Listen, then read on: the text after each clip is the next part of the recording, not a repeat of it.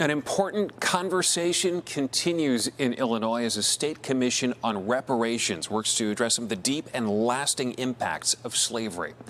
The goal of this commission is to turn words into action and to figure out some tangible solutions for those who were harmed. NBC5's Christian Farr takes a closer look at the commission's efforts and the road to reparations. There's a lot of positive momentum going. We're getting engagement from citizens across the state. Welcome to a conversation with those who sit on Illinois' African Descent Citizens Reparations Commission.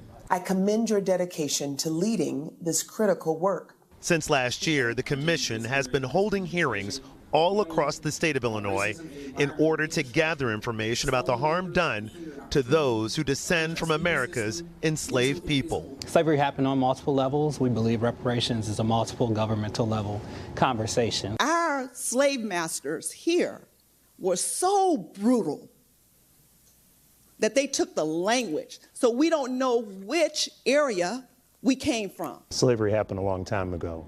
The repercussions of it are still going on today. How do you get people to understand that we're still dealing with this now? Systems have been in place historically to thwart the advancement of the average citizen. We want to move past talk and wishes to actions and strategies that really bring about that equity and true change. The commission wants to make sure that the testimony they are gathering turns into something that is tangible for Illinois' harmed residents. We find ourselves sometimes getting criticism for our reparations work. Evanston has been leading the way, and they started off by giving a $25,000 housing allowance to those impacted by the city's past discriminatory practices. Evanston had some great solutions and approaches that we need to learn from when we do our outreach, when we do our public education, and hopefully other states and different levels of governments can learn from us as well. Talk about the timeline and how this is all going to sort of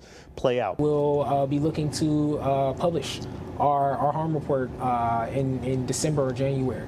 So December of 2025 or January of 2026. And that will have, some of our preliminary recommendations as well as a discussion of all the harms that have been endured by those American descendants of slavery here in the state of Illinois. Stephanie, there's this attitude that I should get a check. When do I get my check?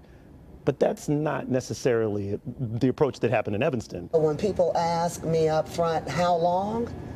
I say you don't want to be in a rush to do something that's going to be sustainable and something that has to do with your right to thrive. It didn't take us overnight to get here, and it darn sure will not take us overnight to get out of it. The commission will have 5 additional public hearings throughout the state in hopes of hitting that December or January deadline. And the topics will again include housing discrimination, educational disparity, and the impact of an unjust legal system. This is a lifelong struggle. My ancestors fought hard, and they died being unable to, realize a lot of what it meant to be an American citizen.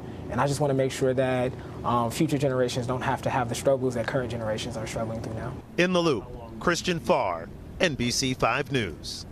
Really interesting discussion to be having, and Illinois really is at the forefront of this. There's only Leading 2 other states that are doing this, so it's important discussions to have.